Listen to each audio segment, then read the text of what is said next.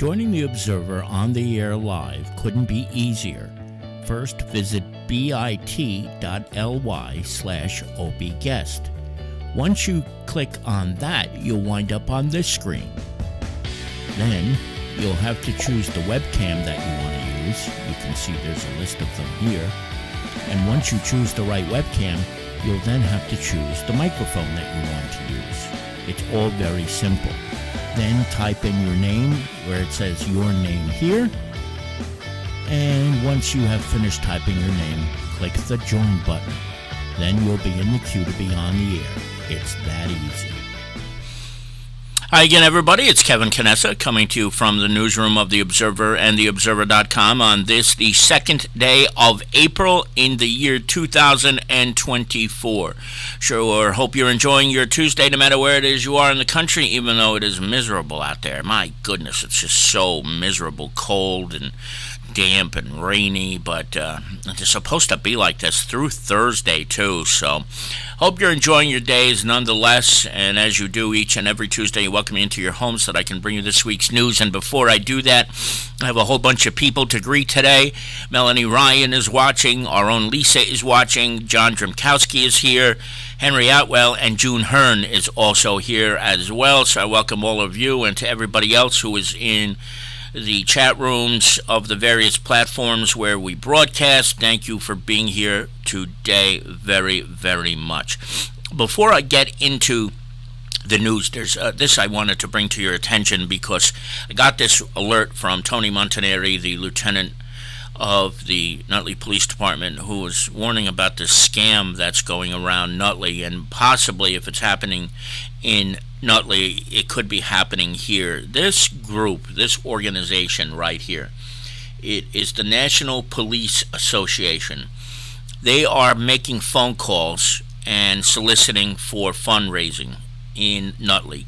I don't know if there's anybody in the chat room who has gotten a phone call that doesn't live in Nutley. Please do admit that, because the reason why the Nutley Police Department sent out this alert is because of the funds that they raise. They are a quote-unquote legitimate operation, but apparently they only donate 5% of every dollar to the charities that help police anybody who has been involved in a bad incident with the police, who's lost a loved one, things of that nature. So 95% of the people, the money that people who donate to this organization, the money goes to whatever they want. So they're allowed to operate because they are considered a legitimate operation, but the truth of the matter is only 5% of their money goes to the actual charity. And the Nutley Police wanted to make it clear that they are not connected to this organization at all, and they won't see any money if people donate to it. Melanie Ryan just said in the chat room she got a call on Friday. So that's a good example of where this isn't just happening in Nutley, it's happening in Kearney as well, apparently, and probably other towns. So the reason we tell you this is because you really want to be very, very careful about doing stuff like this. When you put these things together, and you realize that only 5% of the donations are going to the actual charity, you're basically being scammed. I don't know if there's any other way to put it, but that's basically what's happening. Yeah, Melanie put the little thing here, a little example of what it is. It's so damn small. I'm going to make this a little bit bigger, but of course I have it locked, so I can't make it bigger. Yeah, here it is. I am calling on behalf of the Police Department Widows and Orphans Fund.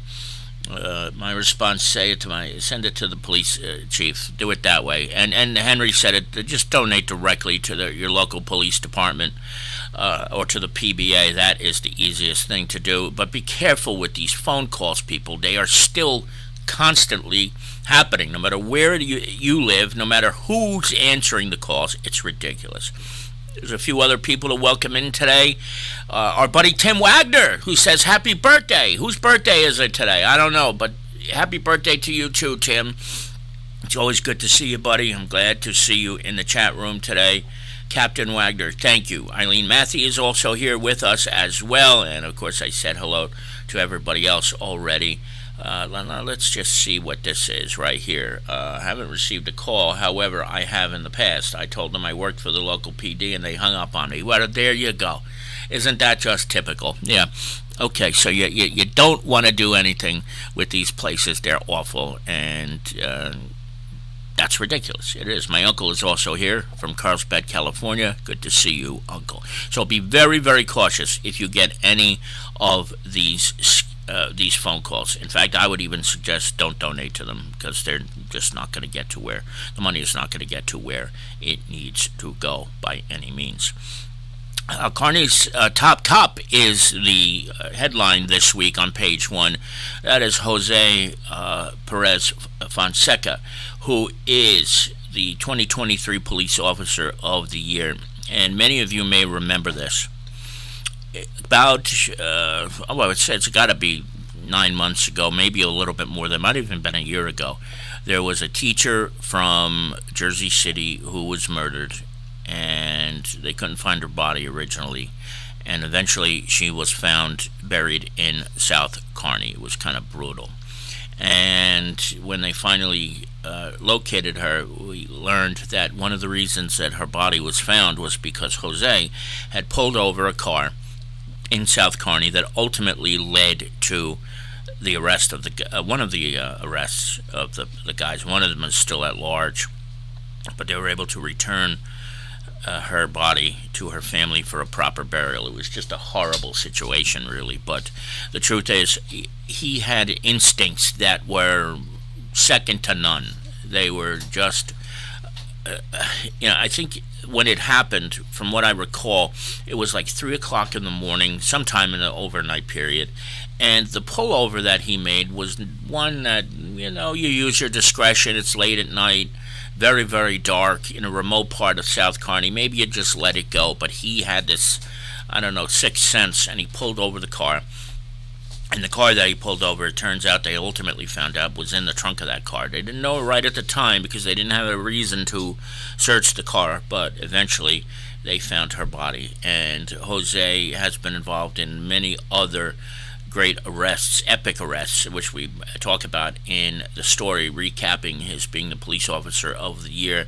So a tremendous job. And one of the things that people told me was that he was nearly a unanimous pick for Police Officer of the Year, and that one person who was on the Valor Committee said he'd never seen such universal praise for one person's candidacy for Police Officer of the Year. So that speaks volumes about Jose Perez Fonseca. Congratulations to him, the 2023 Police Officer of the Year. He was cited for that at the police ball a couple of weeks ago in West Orange, and he did a phenomenal job in that particular case and all the things that he does. Well done, Jose. In Belleville, for the third consecutive year, they've been named a top healthy municipality. There's a lot of things that go into how this happens, and the story will explain it to you, but they have taken a great steps in in Belleville to really make the town green and keep people healthy. So read about that. I'm not surprised that they were cited for this again for the third year in a row. So great job out of Belleville, and we say the same thing to Mayor Mike Melham too, for being spearheaded. This is something you need to hear too. Tim Wagner, who is a police, for those of you who may not know Tim, most of you do, but he's a police captain in the Kearney Police Department, and he says it very, very succinctly. Jose is a true gentleman and a highly competent street cop. Congrats to him on this well-deserved award, and I think that sums it up pretty nicely in one sentence. Very, very well-deserved indeed. As we move on, this is something I just wanted to bring to your attention.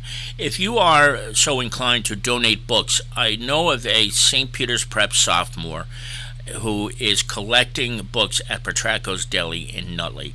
Nice kid. I haven't met him yet, but he's a nice kid. And he's doing this, and this is painful to say, as a young ambassador to the Hendrik Lundquist Foundation.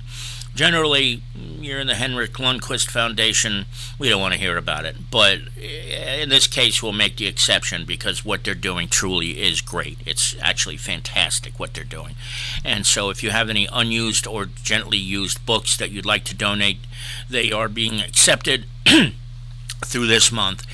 And you can drop them off at Petracco's Deli on Bloomfield Avenue in Nutley. And all of the books will be donated to young people who have a chance to read books that wouldn't on other occasions. So, yes, that is it. So check it out when you get a chance. If you have the books to donate, head on over to Petracco's. Now, we were speaking of the PBA and a lot of the things that they do, and they keep on impressing me, at least, and I'm sure to everybody else, how much they really do. And for all the things that we see that they do, there are probably 9 other things that we do not see. But this is one of the ones that was visible. The town of Kearney had a rabies clinic a couple of weeks ago. Some of you may have gone to it. Some of you will remember it. And at that clinic, the PBA donated doggy treats to everybody who came and got their dogs their rabies shots. The reason they had these was because Mina Claudius, the president of the PBA, worked with Walmart and was able to get these things donated. There were a lot of them. This is only a small portion, what you see on the screen right now, of the boxes that they did have to give away. But it's just one of those things that the PBA does on a regular basis that generally, not in this case, but generally goes completely under the radar. This is one of so many things they do. So, Mina, well done, and the PBA, well done as well. Oh, I skipped over this. The town-wide cleanup is coming up soon, and volunteers are needed. So read about it in this week's edition because it was in last week's as well, but they do still need volunteers. So if you're so inclined, this is an annual thing that's been happening for 30-some-odd years. Carol Jean Doyle started it, but she has left. She's left it off to the ACES committee now, but they still need help. So do me a favor, check it out. The annual tea, the author's tea, is coming up for the Women's Club of Arlington. And I know this was always something that was near and dear to Christine Jablonski's heart. And Dolores Christie, who is the publicity chairwoman, sent this over. It is coming up in a couple of weeks. And one of the speakers is Helene Stupinski, who is a former Jersey Journal reporter who I remember reading when I was a teenager and a kid growing up in Jersey City. So check it out when you get a chance. It's one of those great events that they put on each and every year, does the Women's Club, and they're serving sandwiches and things of that nature. So check it out. It's $40 a head. This is just like ridiculous how often this keeps happening.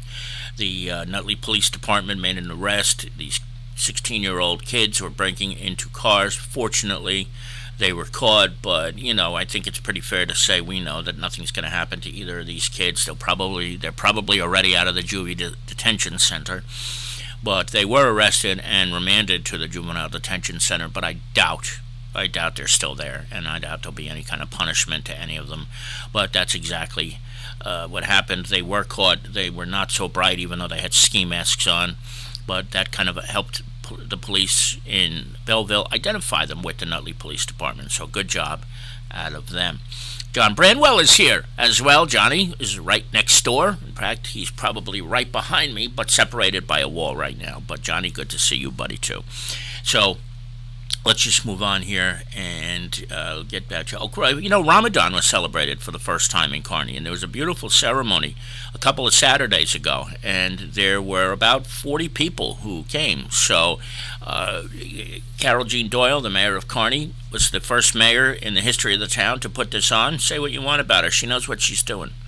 And then this, of course, we will get into this a lot more next week, but the unfortunate death of Judy Hyde. Judy died on Sunday, and unfortunately for us, we didn't have enough time to pull a tribute together for her, but we will next week. She was involved in so many things in Kearney. She was on the Board of Education. She was involved with, you name it, and you'll read that in her obituary, how well versed she was in being of service to this town. And her death was sudden. not so much expected, and I think her loss will be felt tremendously. It really will. So we will have something next week in the edition of the Observer, next edition of the Observer, in remembrance of Judy Hyde, who leaves this world at the age of, I believe, 80. So God rest her soul, and to all of her family, we are thinking of all of you indeed. Now, just a few more things, a couple of housekeeping items before we go. There are 3 sports stories this week that Jason has in this week's edition of The Observer. And, of course, don't forget 2 pages of classifieds, as we do each and every week. There's a whole bunch of things going on, too, a bunch of public notices. So if you're looking for a house, if you're looking for a job, take a look. You will find it in this week's edition of The Observer. And that's it. That's it. This was a big, very interesting week, to say the very least. But we will be back in a couple of days on Friday, and we will speak with Tony Mondero then. Of course, of the Harrison Weather Center, to see what's going on weather-wise. I don't think that takes a genius to know it's going to be wet all week, so just be prepared for that. But I think once we get out of this week, it's going to start to get into the 60s and maybe even the 70s. But we'll let Tony tell you that. But better days, weather-wise, are certainly ahead. I want to thank everybody who was here today. Carol Manley, Tony Marinero is here, and he says there is trouble in Flushing. He is absolutely right, as there is every single year. There is trouble in Flushing. They are just such a pathetic organization. It's not even funny. Tim Wagner, Melanie Ryan, John Branwell, Carol Manley, we got that. My Uncle Mike is here, Tim Wagner.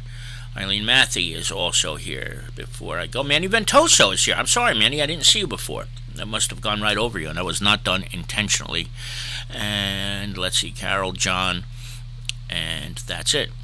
Don't forget to tune in at 1:30 on Friday. When we do, we'll have some updates on the weather, and then we will see what else happens. If anything breaks, we will join you before, if necessary, if not 1 week from today. From the newsroom of The Observer and TheObserver.com, Kevin Canessa signing off for now, and we hope to see you back here again very, very soon. Enjoy the rest of your Tuesday, everybody. Stay well, stay dry. Bye-bye.